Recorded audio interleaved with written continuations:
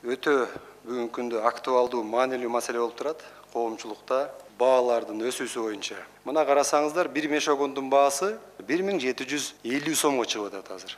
Орточосун алганда. Суу май боюнча 134 сомго чыкты. Октябрь айындагы баадан 33 сомго кымбаттап атат бул. Эт дээрлик 124 сомго кымбаттап атат.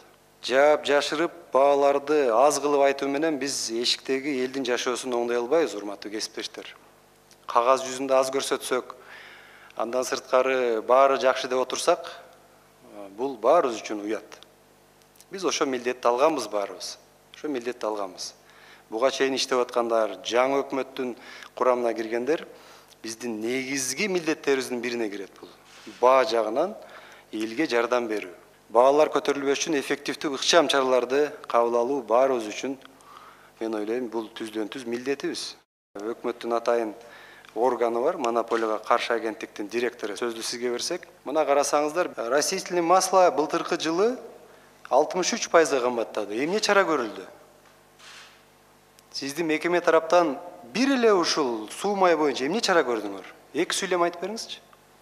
Биз өзү өкмөткө, тийиштүү министрликтерге, мисалы Айыл чарба министри өткөн жылы да буга чейин да сунуштар берип келатабыз. А бирок биздин мамлекеттик органда функциясында мисалы кандайдыр бир чара көрүп, алар боюнча бизде каралган эмес.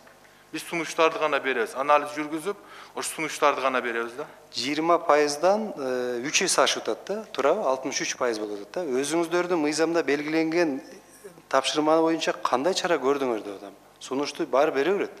Сиз жеке кандай чара көрдүңүз? Жетекчи катары. Мыйзамда белгиленген эле функцияңыз боюнча. Хорошо, мониторинг кылыпсыз, карап турупсуз. Анан дальше эмне кылдыңар? 3 эсе өскөнү боюнча. Сиз, урматтуу Шухрат Маматалиевич, базарга көбүрөөк барыңыз. Ош базар, Сары Өзөн, Дордой Моторс, Аламедин барып кыдырыңыз өзүңүз. Сиздин негизги ишиңиз базарды кыдырыш керек. Анан кабинетте отуруп мониторинг кылсак, башка кылсак, негизи кереги бар мындай бизге учреждениянын вообще? Биз ярмаркаларды уюштурушубуз керек.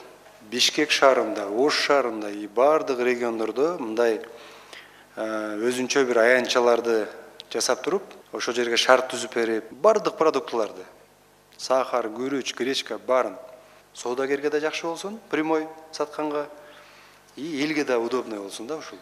Цифровизация деп баарыбыз айтып атабыз. Кагаз жүзүндө балким кетип атат, реалдуу түрдө жакшы жыйынтык болбой жатат. Негизги жыйынтыкты эл сезиш керек. Кандай бир алдыга жылуу болуп атат цифровизацияда, реалдуу кадамдар кандай болуп атат, ушул жакшы сезилбей атат. Электрондук кызмат алууга негизи коомчулук, эл дагы даяр да. Ал эми биздин кээ бир мамлекеттик органдар ушул кезде дистанттык форматта иштеп, мамлекеттик кызмат көрсөтүүнү элге ылайыкташтырууну тилекке каршы жакшырта албай жатасыздар.